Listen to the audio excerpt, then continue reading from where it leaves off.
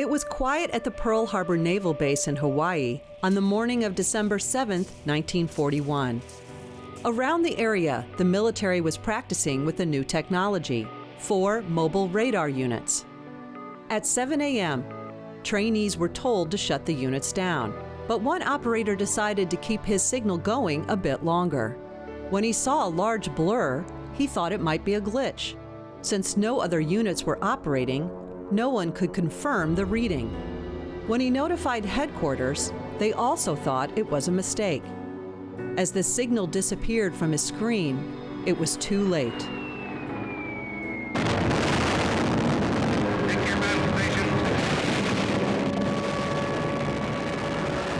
The United States lost over 2,000 lives that day.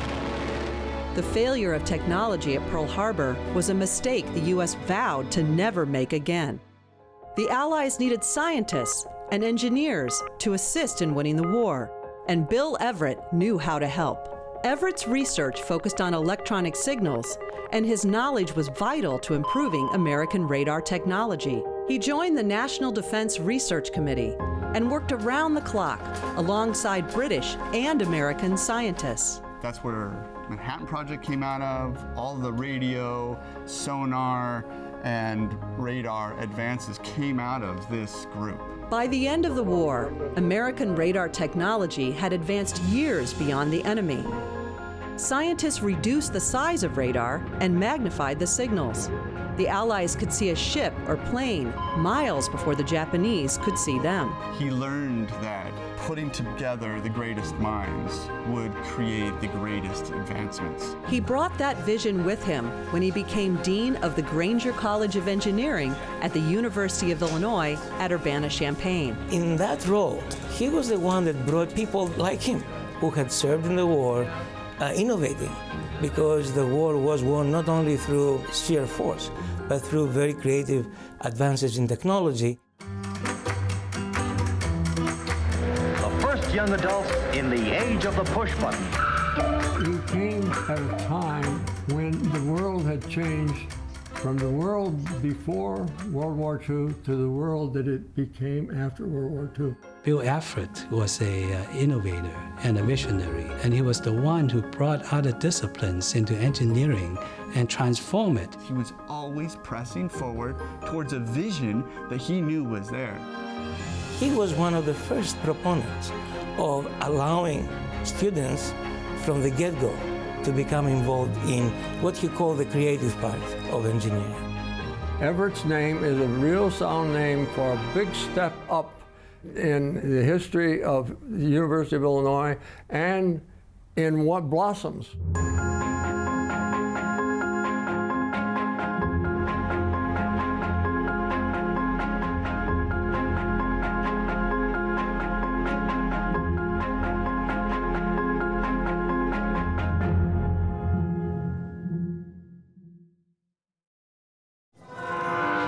In 1905, William Littell Everett was put on a train in Baltimore.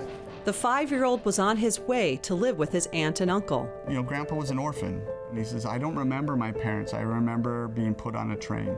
His sense of family was such that as an orphan, he wanted to reach out to people and make sure they were always feeling loved. A decade later, Bill Everett got on another train. The 18-year-old headed to the battlefields of Europe. Everett fought with the Marines and was one of the lucky ones that made it home. Everett pursued his dream of becoming an electrical engineer at Cornell University. There he met a home economics major, Dorothy Wallace. And he must have known that Dorothy Wallace was a woman of great energy and talent. He could not have done what he did without her. Bill and Dorothy married in 1923. They went to Ohio State University, where he continued his research into electronic signals and amplification. His work improved radio transmitters and telephone signals. Bill knew a lot about the business of how you balance the line, how you made it equal along the way so that you didn't have go halfway to Chicago and then bang, it's dead. And you would have a hell of a time having a nice, good signal that was nice and even. Everett's expertise in electronic signals put him at the forefront of the technology boom that came after the war. Everything that has been happening with technology following the Second World War, even the use of computers in every device that we build today, had its birth with radar. I think that communication engineering at the time, this is 1940s, 50s, that was the hot topic. Yes, in little more than a wink of time, television has entered our homes, our lives, imprinted new silhouettes on our skyline. And all this has been just the beginning. It started with radio and then television, and sort of how do you get information from one place to another through radio waves. And so that was his field. As interest increased in his research, Everett translated his knowledge into a pioneering textbook.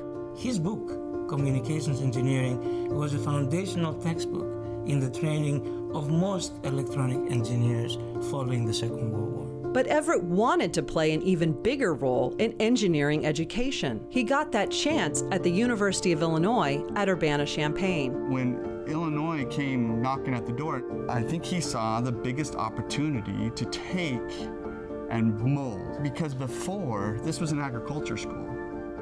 Engineering was a supplemental to any agriculture advancements that they might have had, like whether a plow or whatever. The engineer was a fabricator. I think that at the time, engineering was almost a trade, that you'd learn the very specific rules of how do you design or build an engine or put lighting on the streets, and it was all based on formulas and sort of all codified the way a tradesman would do. A lot of what he did was to bring a more mathematical perspective in, sometimes referred to as engineering science, so that you learned the mathematics and the science and the principles behind it. And then off in your career, you'd learn to apply those ideas to specific problems. The EE department old professors were out of it. They knew about motors and stuff like that and transformers. They knew very little about electronics. It was those young fellows that had been on sophisticated ships, ground radar. They were the ones that had a lot more energy, a lot more exposure to modern stuff. And take engineering, electrical, mechanical, most any kind. Think of what still can be done in the field of research. Mr. Adams, some of those large generators I've seen have the rhythm of music. When Everett started at Illinois in 1945, enrollment swelled thanks to the GI Bill. Along with the veterans who enrolled in engineering was 20-year-old Nick Holonyak. Our class was very big and everything was crowded on the campus. I hid behind a lot of the GIs when they were taking pictures out in front because I had blue jeans on, and people didn't wear blue jeans as fashionable clothes at that time. Some of those people would consider me sort of juvenile because I was so much younger. I was just at the edge of being a draftee. Holonyak first met Dean Everett when he welcomed his class to the Grainger College of Engineering. He was telling us what it was to be electrical engineers. He felt that since engineers are in the middle of coming up with new technologies and new innovations, it would have been very important for them to approach that with a very good sense of how their innovations, how the ideas they have will impact the world. He always encouraged and wrote about the importance of humanities and social sciences, integrated with engineering, and he never wanted to see engineers and their training be strictly science. He believed strongly that engineers should be front and center in a lot of policy issues, and believed very much the sort of engineering techniques and philosophies could address many of the problems of the world today. And that you needed engineering to do all these things because engineering was taking the resources you have, economically, people, minerals, et cetera, and so forth, and putting together them, as he called it, as a useful purpose for man. A lot of things that the Academy of Science talked about as science, like the business of going to the moon, were all the product of science. No, they weren't. A lot of them were the products of electrical engineering, the kind of things that were being taught in electrical engineering departments. You're working for the world, you're not working for just yourself. And Bill Everett always felt that we had to be the best. Everett knew that in order to be the best, you had to hire the best. Because once you have the best people around, you can rest assured that great things will happen, as long as you stay out of the way. My dad was never afraid to be around intelligent people. And he said, I hired people smarter than I was in every field. One of those people was John Bardeen. Bardeen was the first person to win 2 Nobel Prizes in physics. One was for his invention of the revolutionary transistor. Before the transistor, electronic devices were powered by bulky vacuum tubes. They produced heat and burned out like light bulbs. The transistor's small size and amplification ability allowed electronics to be smaller and portable.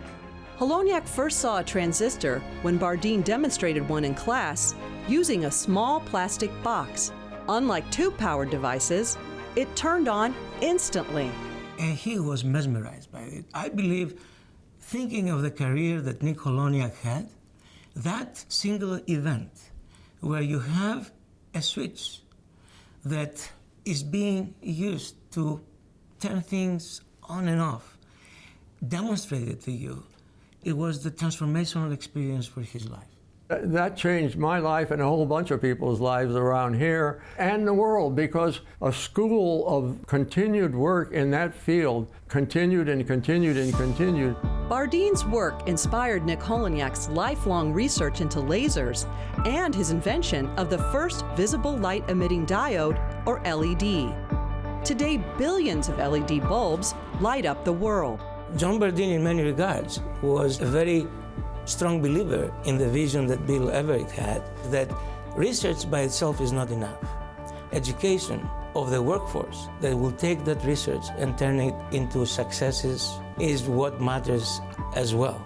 Everett's leadership and the research of Bardeen and Holonyak made Illinois one of the top engineering schools in the country. I think that if you've got a good group of people, if their thoughts lead them to ways to solving problems, it's inevitable it's going to happen. But is it going to happen here or where? Everett's mark is on that. Here is China, cradle of civilization in Asia. China once seemed almost as remote as the moon to us here in America, but the airplane has brought it within 50 flying hours of our coasts. As dean of the Grainger College of Engineering at Illinois, Bill Everett made several trips to China. He became a close friend of renowned Chinese physicist Adam Pentong-Sa. He feared for his friend as the country's civil war escalated between the nationalists and the communists. In 1949, the communists took control of China, and Adam Sa narrowly escaped to Hong Kong with his family.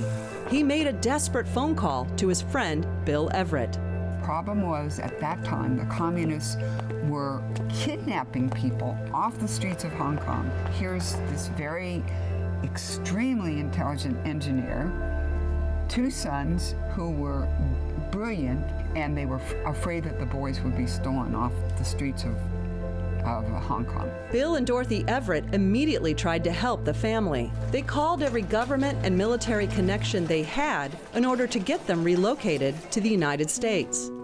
They succeeded in bringing the boys, Han and Tan Sa, to their home in Urbana. So Han and Tan were my brothers. Han is the one that mushed up my ice cream and taught me how to play football. People thought I was weird because I said I had Chinese brothers, but I never thought it was weird. To me, it was natural to bring people into your home and make them part of your home. The brothers were inspired by their father and their foster father, Bill Everett. Han became a pioneering mathematician and a professor at Stony Brook University in New York. Tan studied engineering and developed a technology called CMOS. It is still the standard in building almost all integrated circuits. He was a professor of engineering at Illinois for over 26 years. The Sa brothers were not the only students taken in by Bill and Dorothy Everett. I believe by the time my grandmother died, they had had over 50 international students living in their house with them. I think it gave My father and all of us, a real sensitivity to people living in other societies, other cultures. I think they really took that on as one of their roles here at the university, was to welcome all these people from around the world. They would live in the house, they'd be just part of the family. Their payment was taking out the garbage and mowing the lawn. They pitched in and helped out. My grandmother and grandfather were this amazing, joined at a hip, but as opposite as could be people. She learned how to cook meals that could be just the same for 5 people or for 100 people. They just scaled it. Remember, this is a hurry-up picture of just one meal out of more than 1,000. She could barely cook for a family of 4, but give her 50, and she was the best. As a result, a lot of social activities revolved around the Everetts here in Urbana. He was a really gifted designer, builder, and craftsman. He built their own TV antenna that was customized for the particular locations of television stations relative to their house. Dean Everett also encouraged Illinois engineers to create new technology and to push the boundaries of engineering. He expanded the college and opened a new engineering building. It was here that Bardeen taught his first class on semiconductors and inspired a young Nick Holonyak. Here, graduate students invented an antenna used by broadcast networks and astronauts.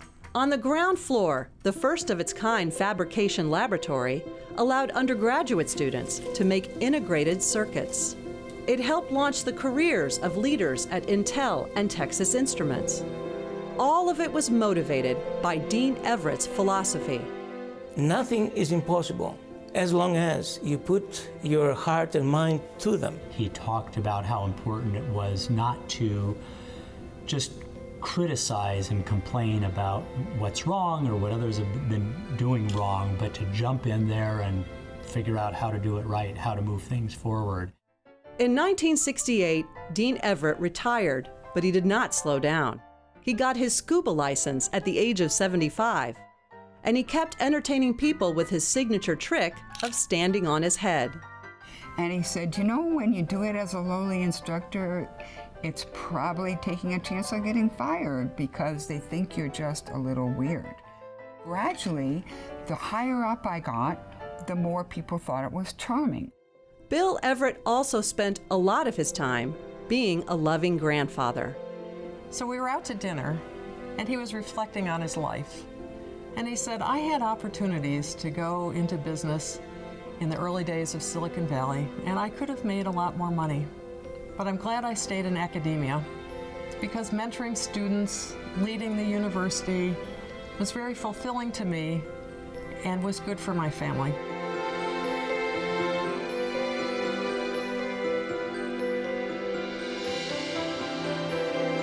When William Everett passed away in 1986, Illinois named the Electrical Engineering Building in his honor. This is his dream. This was everything he believed in.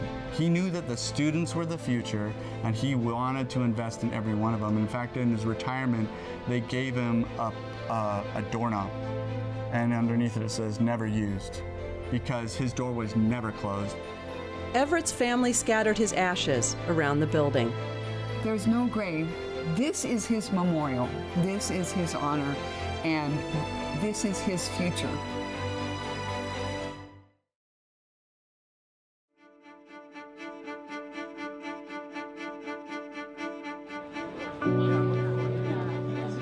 In 2018, Everett Lab underwent a major renovation.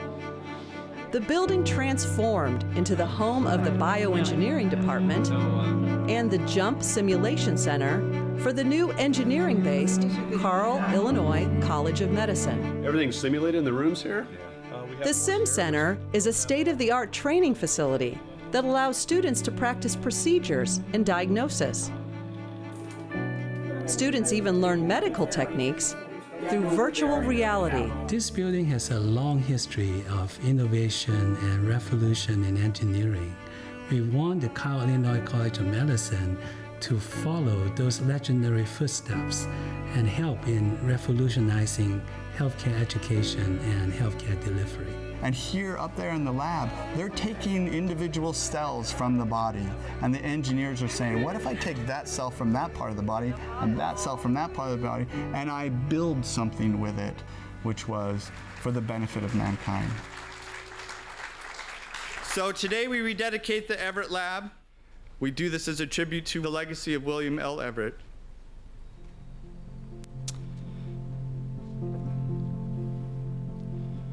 And to his vision engineer, dedicated to the process of synthesis and the principle of interdisciplinary collaboration and devoted to the motto, learn and apply, will indeed be the benefit of mankind.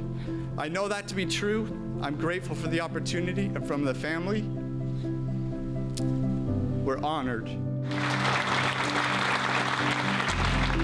We never considered changing the name of Everett Lab, and having one of our buildings associated with him, named for him, is something that I believe will define the fact that the University of Illinois is a place where we incubate innovation, we incubate progress, and that's who we are. Invent things that no one ever thought of, and take your research and take your passion for engineering and medicine and move forward. That's the dream. He knew he was an optimist, and he was optimistic whether he was training students for the future, whether he was inventing technologies that would make the world a better place, whether he was entertaining grandchildren. He had a lot of fun on his journey.